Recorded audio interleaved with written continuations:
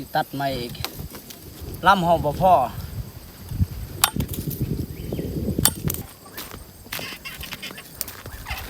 ต้น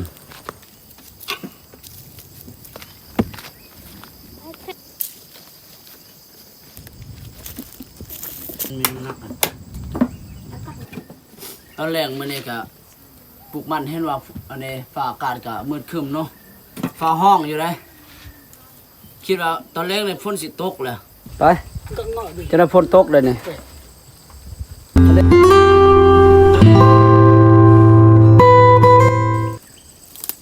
สบายดีพี่น้องเบิร์ดสุขุสุคนบ่ว่า FC เก่าหรือว่า FC ใหม่ก็เข้ามารับชมเนาะมาเบิ่งวิถีชีวิตสาวไห่สาวนาเล่งมื้อนี้ก็บาซี่ก็ได้อัปเดตเนาะให้พี่ให้น้องได้รับได้ชมเนาะมาปลูกมันนี่แหละทุกคนมีหลานชายแล้วก็น้องชายเนาะแล้วก็อีพ่อเป็นผู้ซักเนาะเฮาก็เป็นผู้ปลูกนะแต่ว่าเฮาปลูกไว้แล้วบาซี่ก็สิซักเนาะมีอยู่นี่เด้ไม้อันนี้ซักทุกคนนี่เด้นี่เขาใส่เล็กได้ในของแท้ถือหินถือช่างสบายเนาะมาเบิ่งอีกเทื่อเอาสิปลูกมันอีกปีนี้ทุกคนเดี๋ยวผ่านไปกะ3-4 มื้อแล้วทุกคนหลังจากเขาทางเลยแต่ว่าเขาทางเขาบ่ทันแล้วเนาะเห็นว่าฝนฟ้าอากาศกับทางบ้านเฮานี่ฝนตก3-4 เทื่อแล้วเด้ทางบ้านเฮานี่ทุกคนก็เลยพากันปลูกมันเด้ตอนเช้าเฮาก็เสียหญ้านะตอนแรกเฮาก็ปลูกมันเนาะหยาดโอกาสเวลาญาณสีบ่ทันอันนี้ก็เดือน5แล้วเด้ทุกคนเด้เฮาสิทางเพียงอันนี้ตีนผู้เนาะหอดพุ่นหอดป่าคาดว่าเฮาทางไว้ทางแล้วแล้วก็สิทางเขตป่าเท่านี้ทุกคนเนาะนะมาปลูกอันนี้มันเอาแนวตลอดละปีนี้เนี่ยปีกายว่าสิปลูกเอาแนวว่าสิขยายปีนี้เอาไปมากกับปลูกเอาแนวคือเก่าเนาะมาทุกคนมารับชมเบื้องน้ำกันฝากเป็นกำลังใจเด้อพี่น้องเห็นคลิปนี้ก็อย่าลืมกดติดตามนะครับกดไลค์กดแชร์เด้อพี่น้องเพื่อเป็นกำลังใจเนาะปลูกมันนี่มันนี่ตอนแรกมันนี่ก็ปลูกมันเห็นว่าอันนี้ฟ้าอากาศก็มืดครึ้มเนาะฟ้าห้องอยู่เลยคิดว่าตอนแรกในฝนสิตกเลย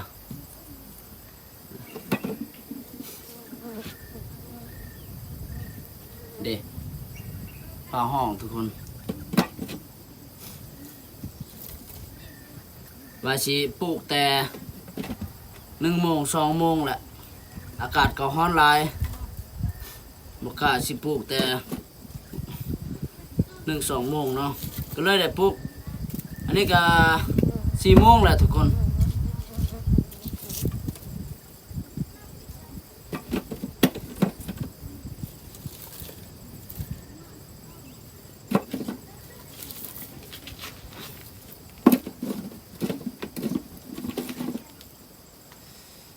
พ่อกับอันนี้น้องชายแล้วก็หลานชายก็เพิ่นก็ได้ไปปลูกอันนี้เฮาน่ะเป็นผู้เก็บใส่อันนี้ลำมันว่าสิไปปลูกแล้วบ่ทันเนาะเพิ่นปลูกไว้กลัวโอ้ลำมันบ่เป็นน้ำบ่จังซี่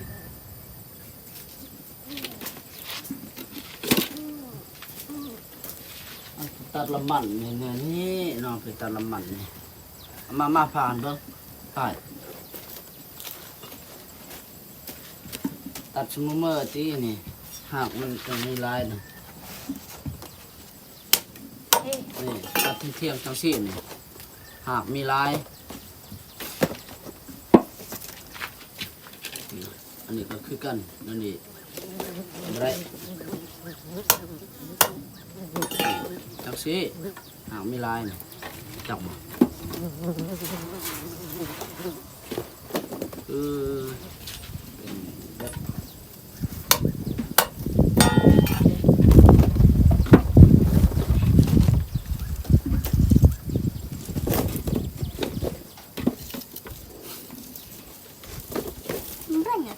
ด ปลูกไว้เจ้าเนาะก็เลยใส่บักทัน ดุตัวใบ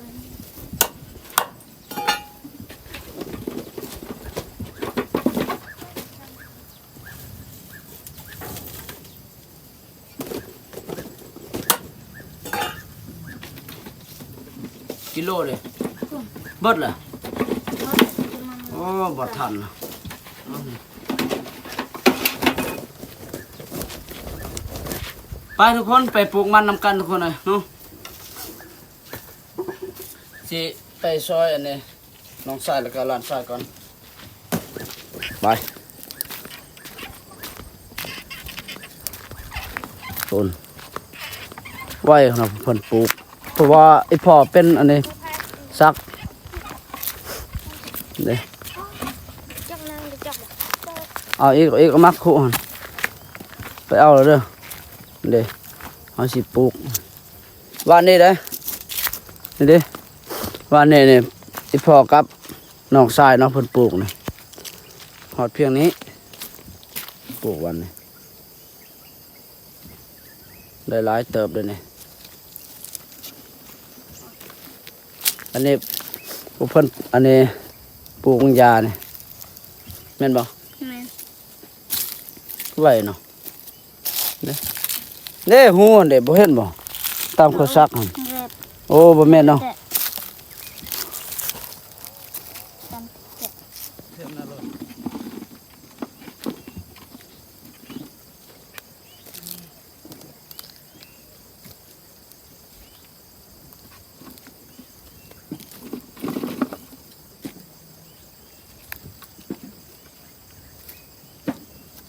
ฝนตกเคยได้ตีตอนแรกเนาะ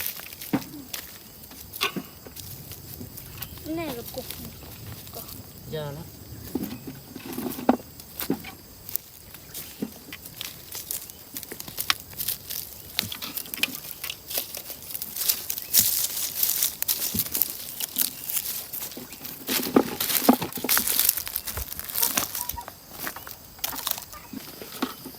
แล้วรักเดิมราดดำ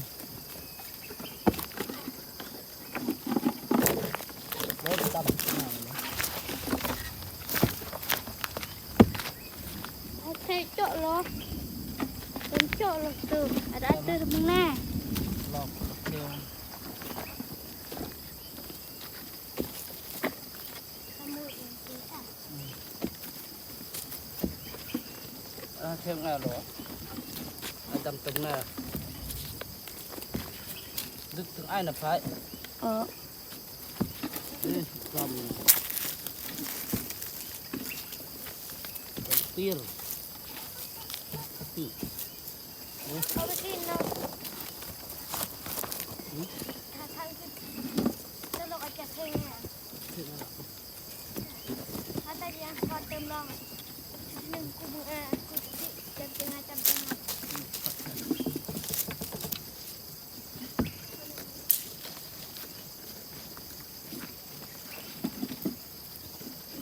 ดำดำเกินไป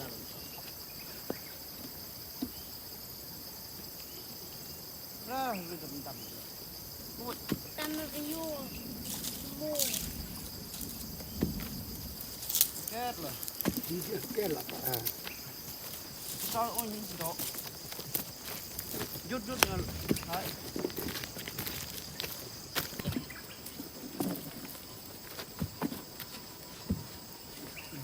nó lại cũng thôi đó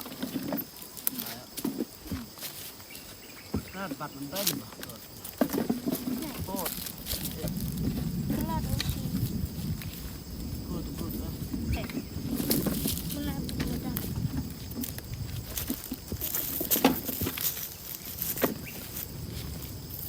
นี่ต้นไม้เจ็บหมดเลย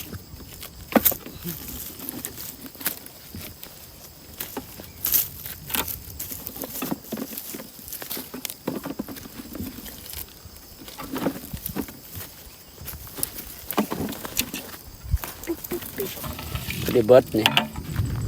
ไปสิไปเอาอันนี้ก่อนลำมันก่อน เวลาใต้จะมา ประมาณยังจักขุนี่ได้บ่ยัง3ขุน เดี๋ยวมันซ่อ ทั้งสองคู่ น้ำซอ ทั้งสองคู่เนาะ เชื่อนะ ทั้งสองสามถ้าเพียงสี่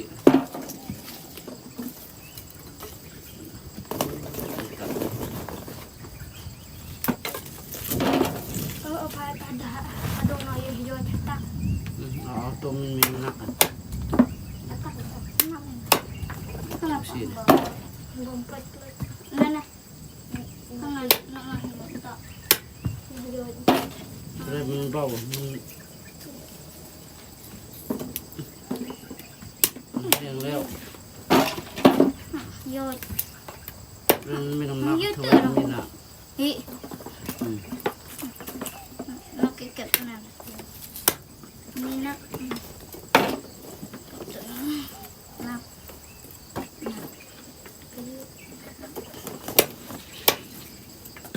เบาน้ำมันกีกนะครับพดที่มันตั้งมาติดนี่โยยมันกีกนะจักข้าไม่จังติแล้วก็มองเอ้ย ใส่ อิน เอาละ มาแม่น่ะบนอะไรอันนั้นแหละ จอกจอกเลย มาลังตีมาลังนั่นเนี่ยไอ้กยุบอินตักอะไรกยุบงั้นอันบอกโดนแบบให้แป้งตื่นแป้ง เก็บไปพอแล้วนี่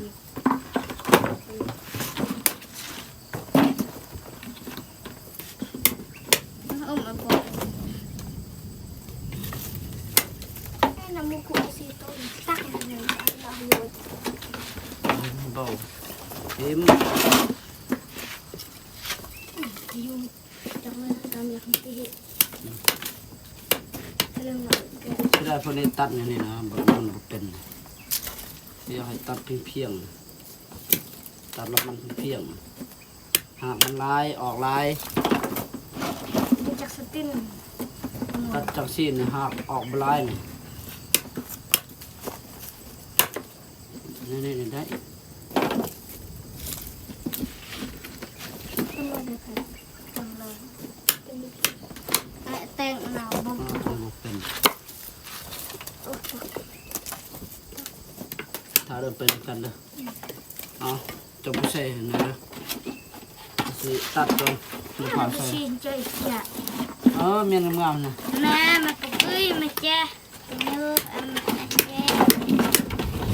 เอานี่มาตัดเอา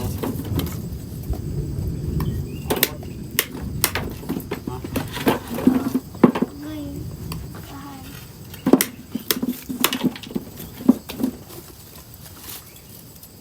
มันเป็นเบิร์ดนี่เนาะเลือกตัวครับไป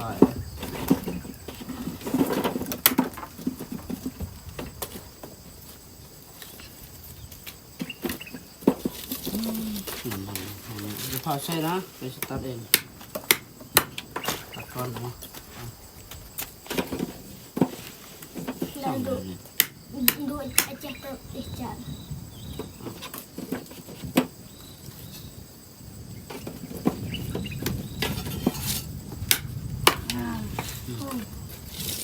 จักแม่จักหนักเลยจักหนักติด ลำมันเป็น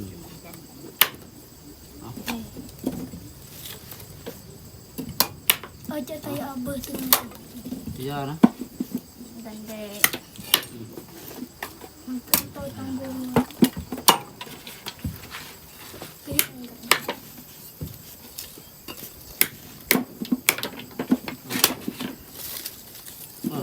ตัดแห้งๆหลดบัดเดียว เอาดงจะได้ ถ้าจะเที่หลดบัดเดียว ดงจะได้ โอ้ยตัดหลดนะ หมอไป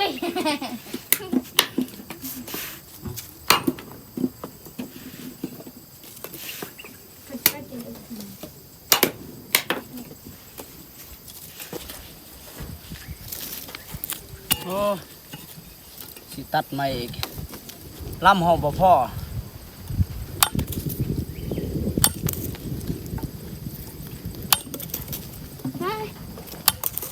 ให้งานตอลโกดไปจะเอาเสียไปเลย ตัวเดียวปลูกเบิดหรอบ่ปลูกเบิดเหรอไรเนาะ ล่างหา น้ำวะ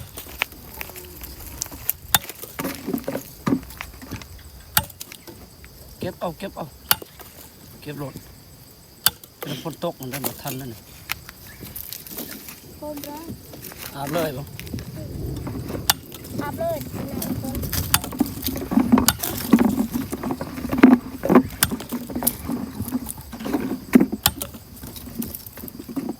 ยันเต็มมือถือนะ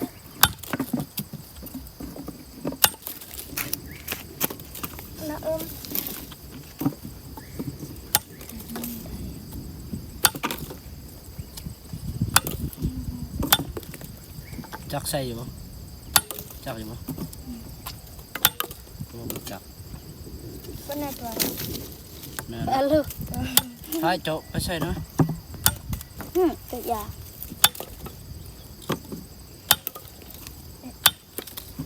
เจาะปลูกไว้เนาะ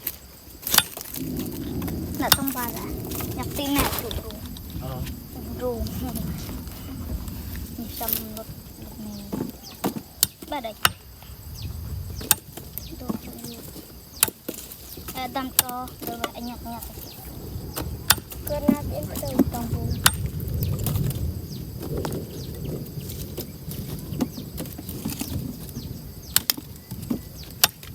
หยักก็มาหักลำหักใต้ตุ่มๆกิ๊กๆอย่างนี้ อืม เดี๋ยวอุชิ แม่นแม่น น่ารักมากเลยหักลำเยอะ โอ้ยแตกเว้ยขาบอกเขา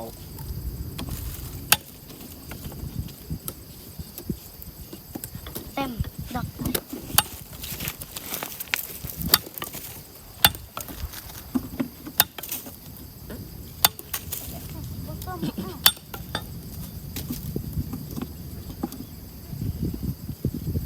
อ๋อ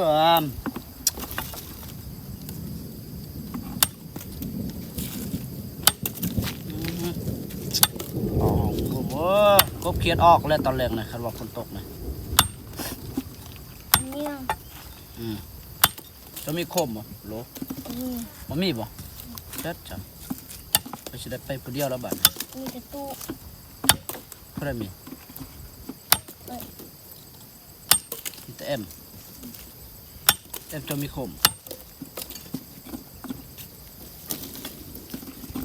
อยู่กล่องนะไปปิดภาพเลยอีพอเพิ่นเป็นผู้สักเนาะร้านกับน้องทรายก็ได้ปลูกเฮาก็ได้ปลูกอย่างนี้แล้วก็อันนี้เด้ล่ำมันเฮาบ่พอนี่ก็เลยได้ตัดใหม่บาซิก็หาไปตัดแถวเขตป่าเพราะว่าเขตแถวนั้นล่ำมันก็ยังหลายอยู่ทุกคนบ่ทันได้ลูกเทื่อมันเป็นป่าเป็นดงแหละปีกายนี่บาซิก็ได้ปลูกแถวนี้นี่เต็มเบิดทั่วนี้เลยเฮาปลูกแต่ว่าบ่ได้เสียหญ้าโอ้เสียดายเลยทุกคนก็เลยปะอันนี้มันหกเป็นป่าเป็นดงเลยก็เลยปีนี้ก็ได้เสียหญ้าอีกบัดนี้เสียหญ้าแล้วก็ได้ปลูกใหม่นี่เด้อโอ้เสียดายปีกายนี่เสียแห้งซื่อๆนี่หลานชายกับหลาน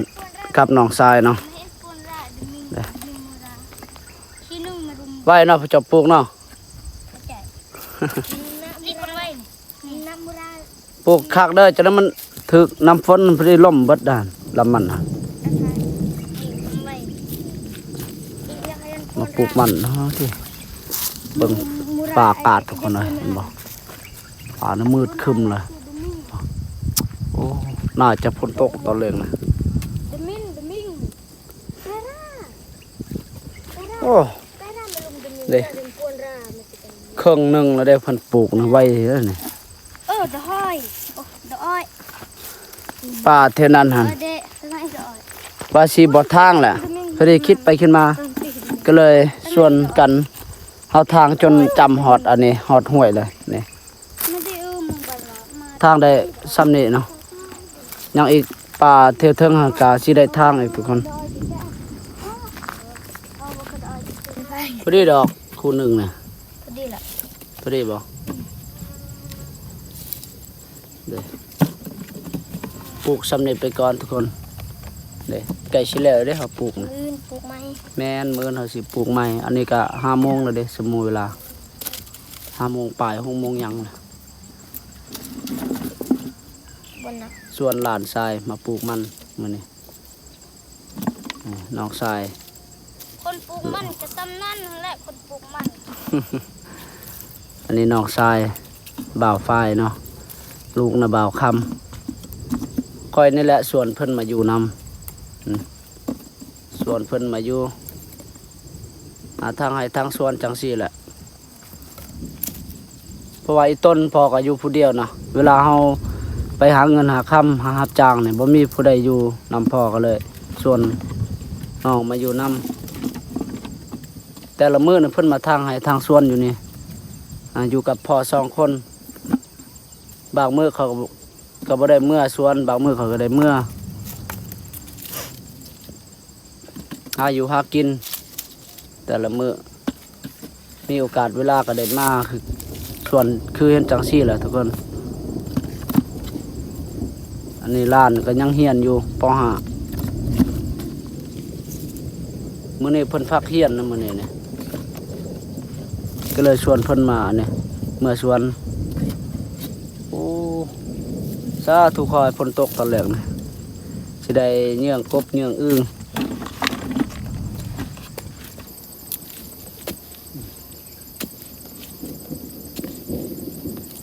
พอห้องหึมๆอยู่บ่เฮ็ดนะ มันก็ตื่น บ่สิไปปลูกแต่อันนี้หัวมันอ๋อสิเด้อบ่เฮ็ดอ๋อยังเรืออยู่ฮะไปปลูกไว้พาเมื่อนี่ หนูยังเลย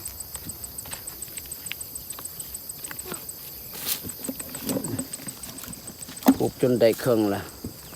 พอบแรงนั่นนี่ ไม่นะ ก็ว่าเอาเสียมขุดไว้บ่ฮอดเพียงนี้ดอกอันนี้เฮาซักเอานี่มันไวกว่าโอ้ลำเก่าจังสิได้ลกออกเบิดแล้วนี่เด้มันบ่เป็นแล้วนี่เด้หลายอยู่ถังใหม่ๆโอ้ไม่กกตอกนี่มันป่งไวขนาดเนาะสิได้เสียอีกแล้วบัดนี้ เป็นเทียมนั้นมันเบิ่งมาอีกแนวบ่ โอ้ยบ่ดอกนี่เขาซักเอาดิ อะไรกัน นี่เด้เครื่องแล้วเด้ไก่สิฮอดเที่ยงแล้วเด้นี่ฮอดพี่แล้วเด้เขาปลูกเด้ปลูกมาแต่พุ่นเอ้าเนาะตอนนี้ก็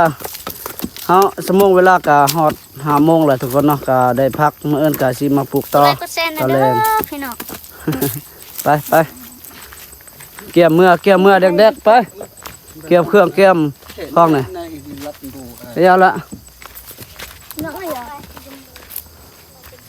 นี่เกี่ยมเมียนเครื่องคล้องนี่สิออกเมื่อละพูนสิย่างกลัวสิหอดบ้านพูนทุกคนเลย ไก่ ไกลที่สุด แม่ปฏิ ชีวิตจากสวนอ้อยนี่ รอเฮ้ยอยู่แม่บอกยุงแม่ปฏิ ไป ตัวหมอ บ่มีนะเกี่ยมออกเมื่อแล้วทุกคนเมื่อบ้าน6 โมงแล้วเด้นี่ ไป ก็น้อยดิ จะได้ฝนตกเลยนี่มันเด้ ติกัด ไปว่ายฝนตกแล้วได้นี่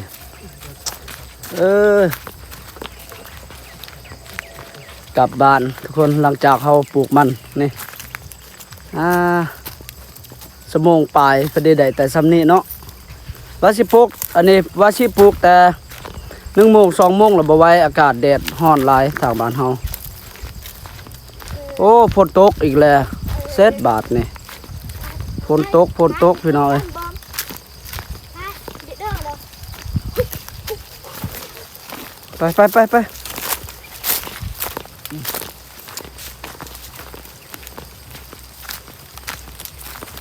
ยังไกลเติบพี่น้องเอ้ย2 กิโลกว่าสิฮอดหมู่บ้าน